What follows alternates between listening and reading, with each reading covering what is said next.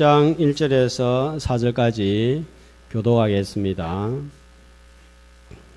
어떤 병자가 있으니 이는 마리아와 그 자매 마르다의 마을 베다니에 사는 나사로라.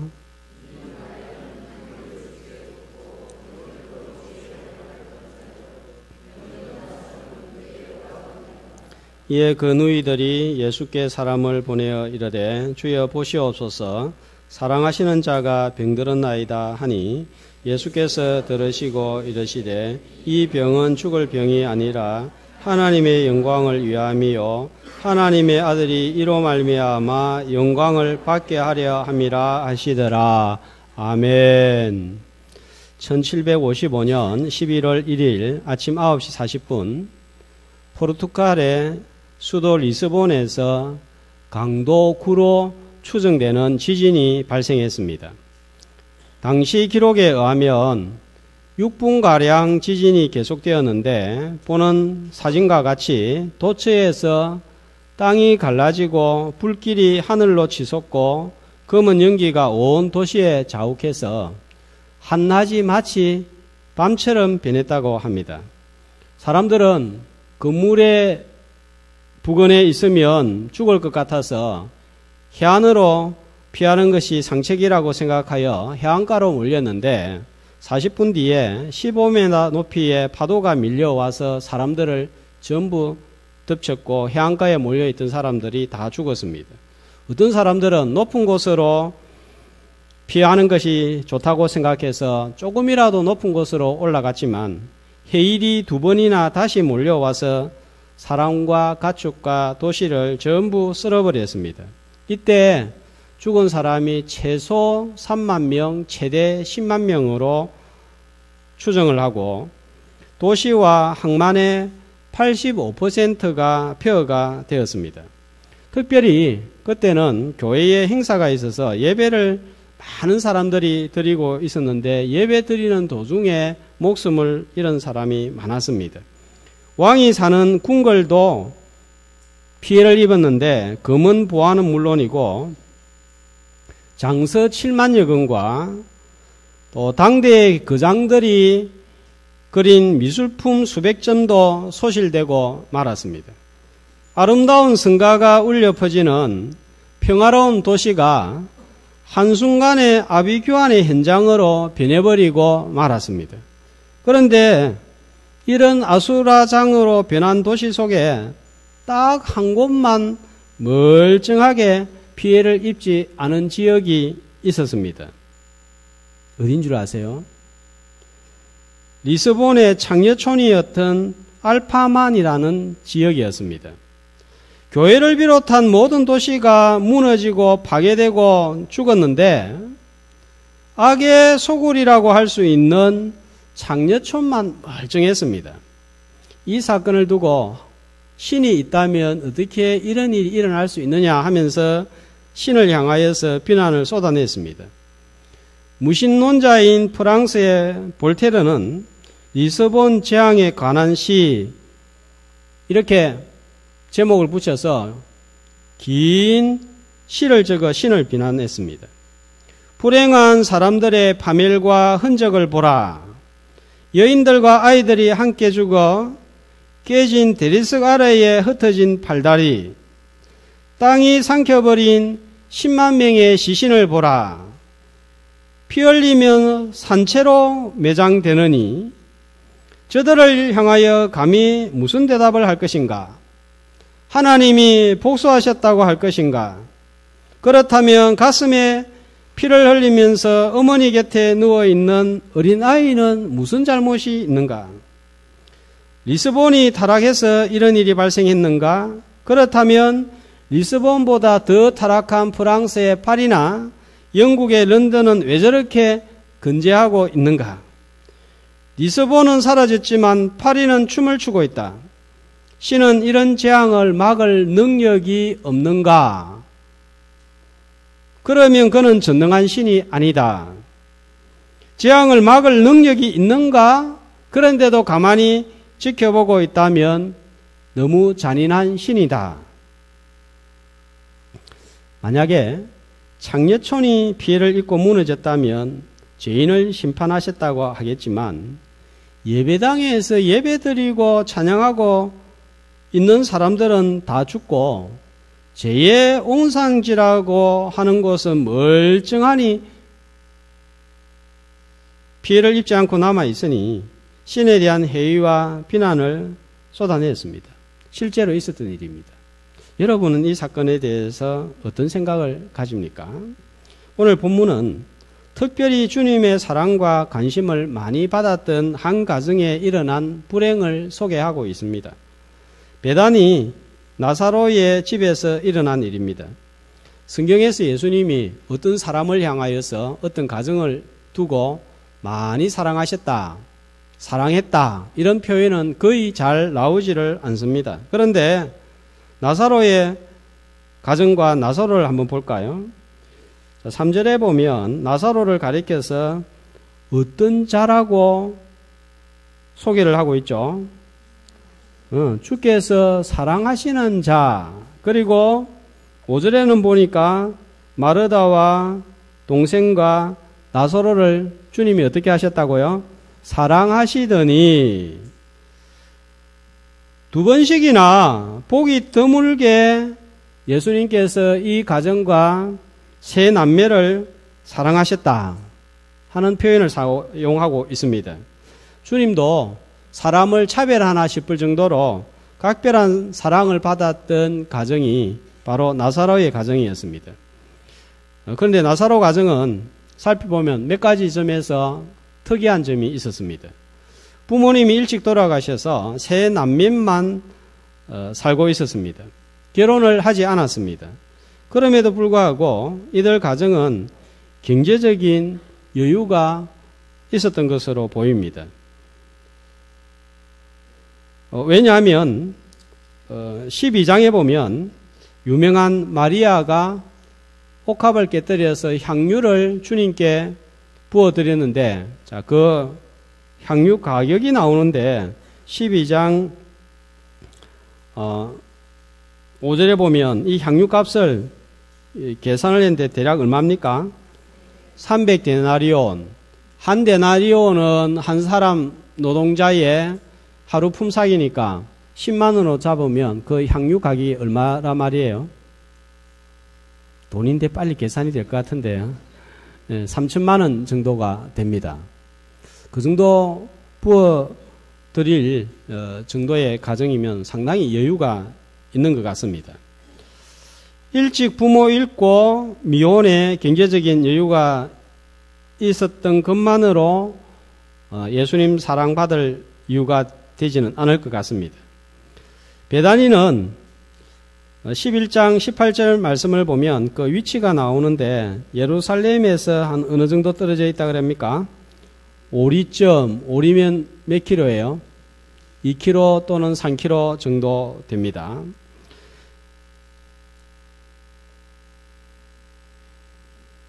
마리아가 향유 300데나리온을 예수님께 부어드리는 모습을 볼 때 경제적인 여유가 있었던 것을 볼 수 있는데, 자, 이 가지고 있는 경제적인 여유를 가지고 주님을 위하여서 드리는 헌신적인 부분이 분명히 있는 것을 볼 수 있습니다. 자, 그리고 우리가 잘 알고 있는 누가복음 10장 38절을 보면 마리아 마르다 사건 잘 아시죠? 일하는데 언니 마리아가 동생 마르다한테 가만히 앉아 있는다고 도와달라고 하소서 한 그 내용입니다. 이 내용을 볼 때 예수님께서 예루살렘을 방문하실 때 예수님이 여러 번 들른 것을 볼 수 있습니다. 여기에 들러서 식사도 하고 또 심도 갖는 안식처가 되었던 것을 볼 수 있습니다. 부모님을 일찍 여의고 가진 여유로 주님을 헌신적으로 섬긴 삼남매였음을 볼 수 있습니다. 뿐만 아니라 마가복음 14장 3절을 보면 나사로의 집을 어떻게 소개하고 있죠? 한 목소리로 예수께서 베다니 나병 환자 시몬의 집에서 식사하실 때 누구 집이라고요? 시몬의 집. 자, 그 앞에 뭐가 또 있습니까? 나병 환자. 그러니까 어떻게 우리가 해석을 할 수 있겠습니까? 전에는 이 나사로의 이름이 뭐였단 말이에요?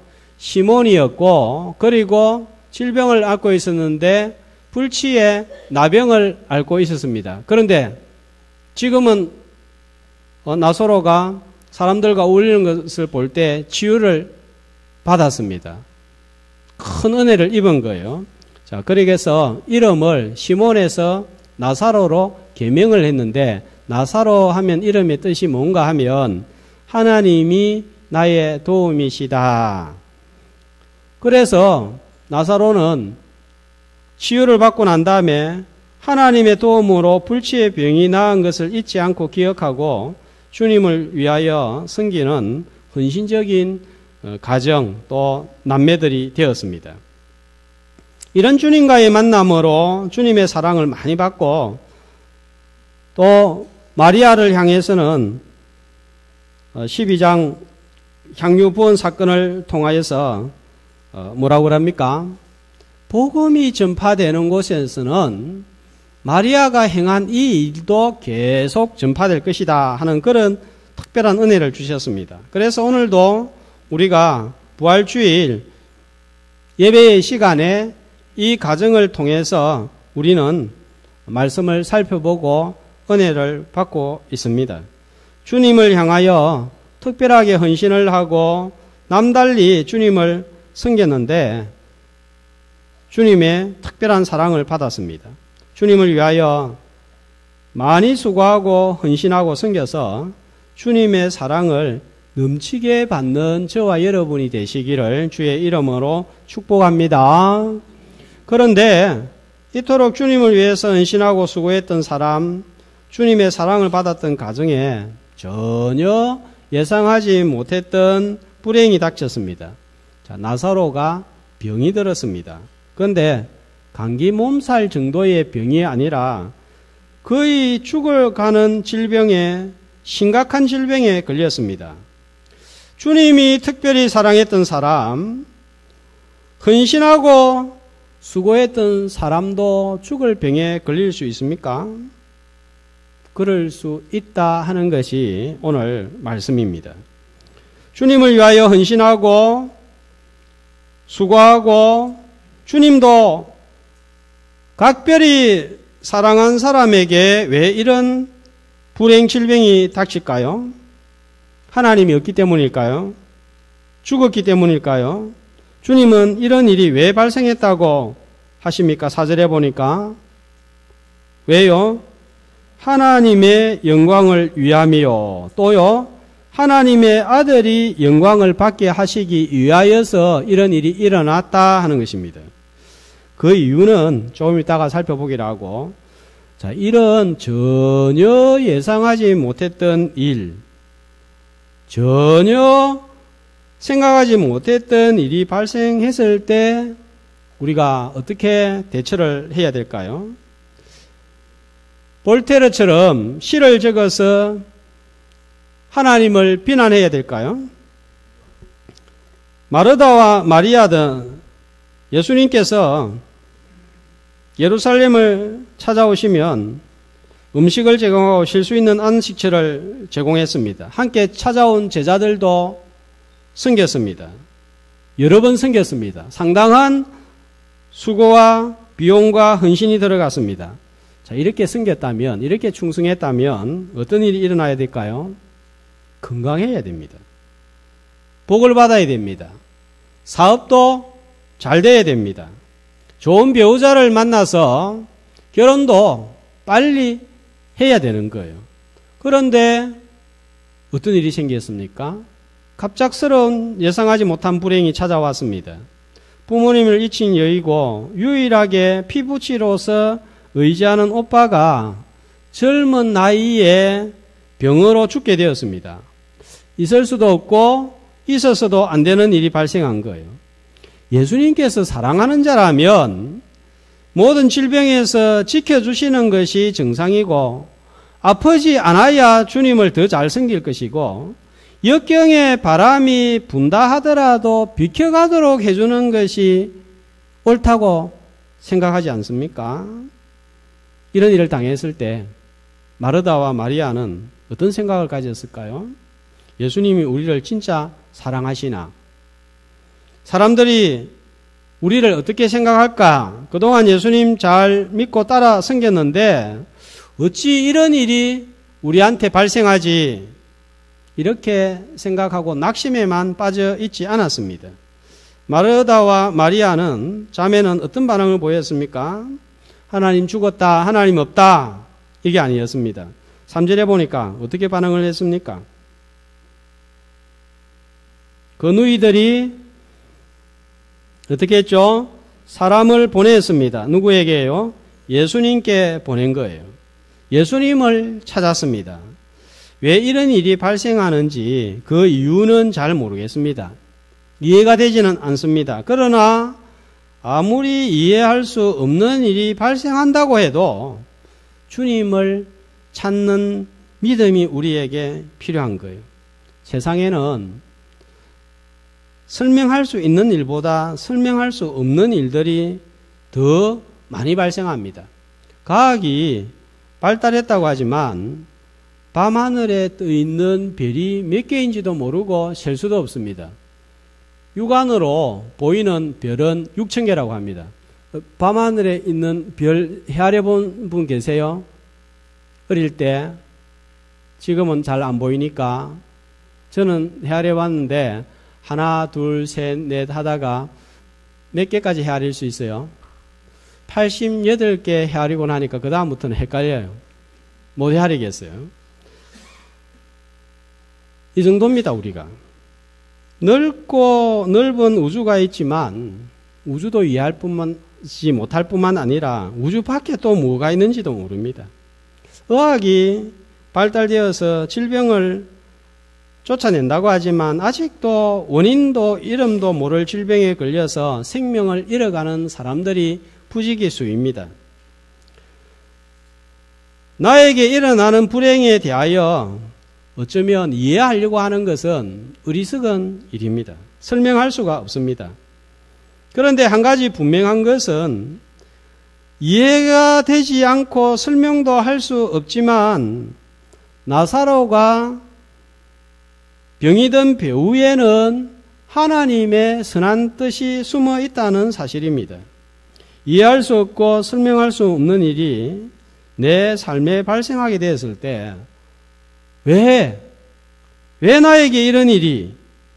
이렇게 묻지 말고 무조건 주님을 찾는 것이 지혜인 줄 알고 무조건 제일 먼저 주님을 찾는 지혜로운 성도들이 되시기를 주의 이름으로 축복합니다.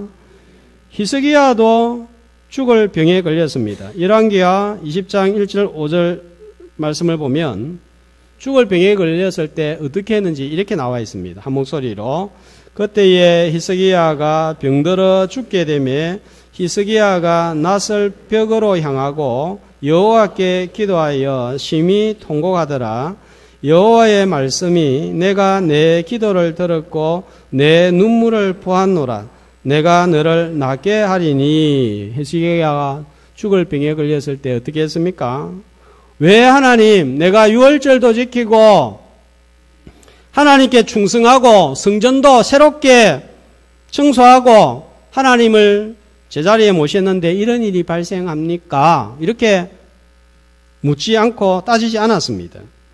그냥 하나님께 나아갔습니다. 어떻게 나아갔습니까?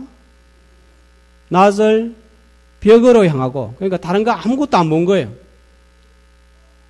사람도 안 보고 환경도 안 보고 하나님만 바라본 거예요. 자, 그리고 통곡했습니다. 자, 그렇게 했을 때 어떤 일이 일어났습니까? 하나님께서 어떻게 말씀하셨습니까?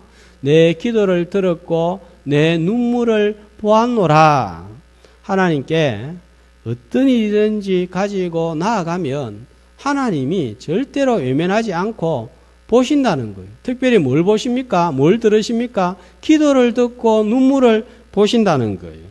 하나님께서 자신의 백성들에게 환난을 주실 때는 죽이려고 주는 것이 아니라는 사실입니다. 이스라엘 백성들에게 광야 40년을 허락한 이유는 이스라엘 백성들을 광야에서 죽게 하려고 함이 아니라 살리시기 위함이었습니다. 살려주시는 방법과 방식은 내가 생각한 방법과 방식이 아닐 수 있습니다. 그러나 주님을 찾을 때는 절대로 외면하지 아니하시고 어떠한 방법으로든지 개입하신다는 사실을 믿고 주님을 위기 상황 때에 반드시 찾는 은혜가 있기를 소망합니다. 주님이 사랑하시는 자가 병이 든 이유에 대해서 주님이 4절에서 말씀하셨는데, 자, 이건 죽을 병이 아니라 하나님의 영광을 위함이고 또 하나님의 아들 주님이 영광을 받게 하려 함이라 말씀하셨습니다. 하나님께서 나사로의 죽을 병을 통해서 어떻게 영광을 받으신다는 말입니까? 자, 6절 말씀을 보면 계시던 곳에서 자, 며칠을 더 유하시고요. 예수님, 오빠가 지금 너무 힘들고 죽어가는 질병이 있는데 신방해 주세요 했는데 언제 출발합니까?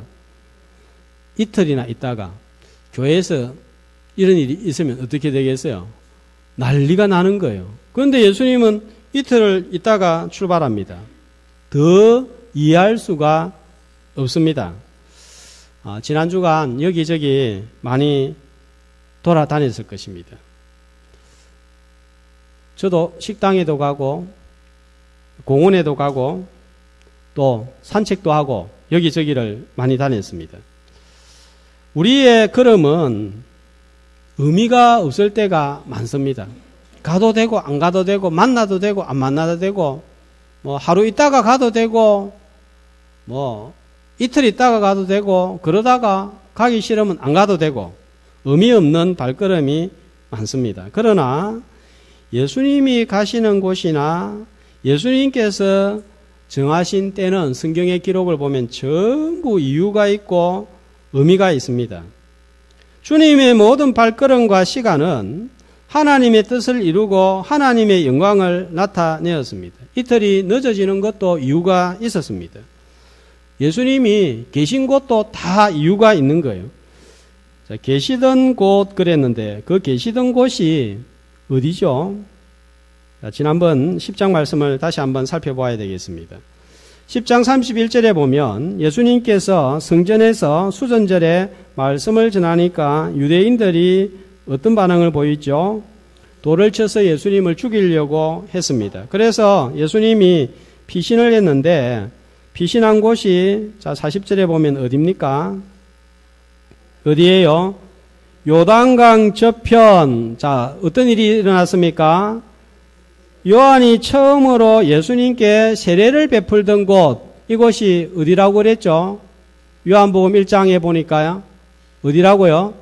베단이라고 요한복음 1장에 나와 있습니다. 이건 신기하죠? 지금 나사로가 있는 집이 위치가 어디예요?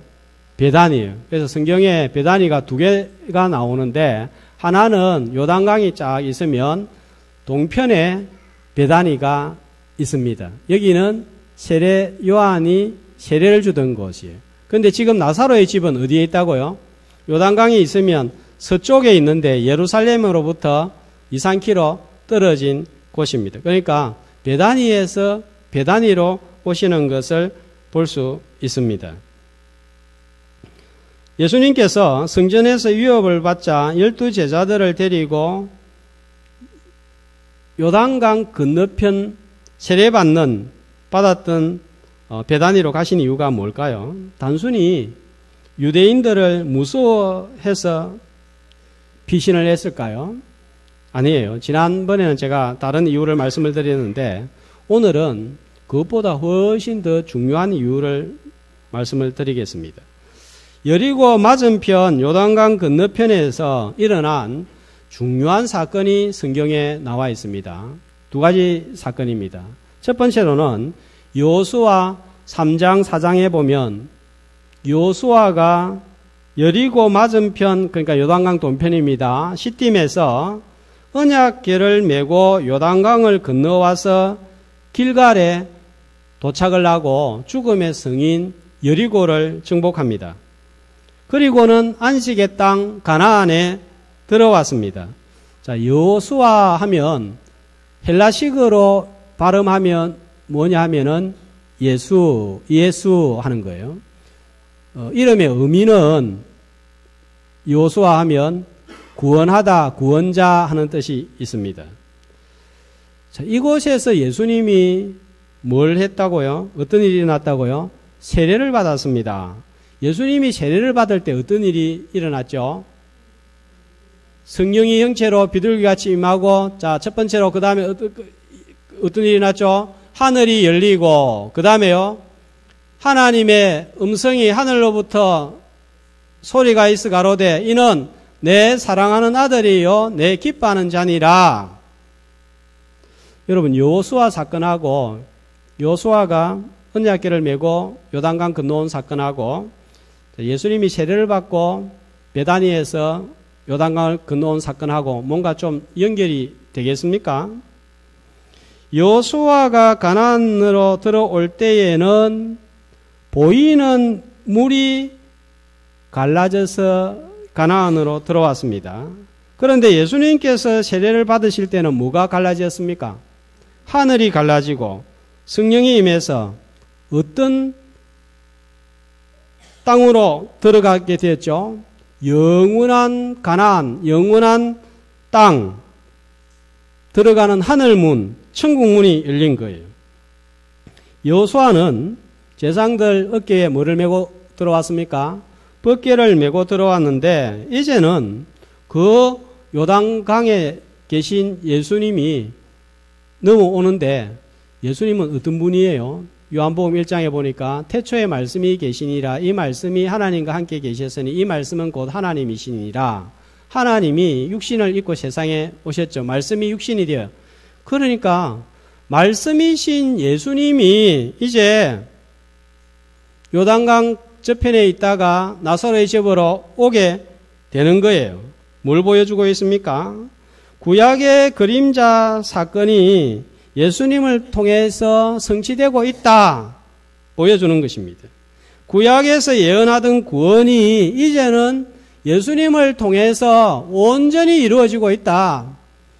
여호수아 통해서 이루어진 가나안 땅 들어가는 그 구원은 온전하지 못했는데 이제 말씀이신 예수님이 오셔서 천국문, 그렇게 이스라엘 백성들이 바라보던 영원한 하늘문이 열려서 그 구원이 완성이 되었다 하는 것을 보여주고 있습니다.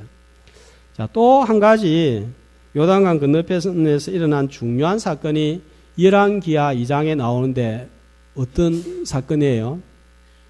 자, 누가 죽지 않고 하늘로 올라간 사람이 있습니다. 누굽니까? 엘리야입니다. 불수레와 불말을 타고 승천한 곳입니다. 죽음을 맛보지 않았습니다. 이제 그 예수님이 나사로가 죽을 병에 걸린 사건으로 인하여서 요단강을 건너 오시고 있습니다. 예수님을 통하여 천국문 하늘문이 열렸습니다. 우리가 천국에 들어가기 위해서 반드시 해결해야 되는 것이 있는데 그게 뭐냐 하면 죽음이에요. 죽음을 정복해야 됩니다. 죽음의 성 여리고를 정복하듯이 사망을 정복해야 우리가 영원한 하늘 나라로 입성하는 거예요. 예수님을 따라다니고 은혜를 받았던 제자들 그리고 나사로 집의 식구들도 아직 이 믿음이 온전하지 못한 거예요. 11장 11절 말씀을 보면 예수님께서 나사로가 잠이 들었으니까 깨우러 가자 그러니까 제자들이 잠들었으면 낫겠습니다 그럽니다. 그러니까 예수님께서 나사로가 죽었다 그러니까 16절에 보면 제자들이 뭐라고 합니까? 우리도 주님과 죽으러 가자. 뭔가 이 말이 안 되는 질문과 대답을 하고 그것은 바로 아직 예수님의 가르침에 대해서 정확하게 이해를 하지 못하고 죽음에 대해서 아직 잘 모른다는 거예요. 오늘 새벽 본문을 보면 매일 성경 예수님께서 부활을 하셨는데도 불구하고 기록이 그렇게 나와 있습니다. 예수님이 부활하신 그것을 아직 깨닫지 못하였더라. 아직 모르는 거예요. 자, 그래서 예수님은 정확하게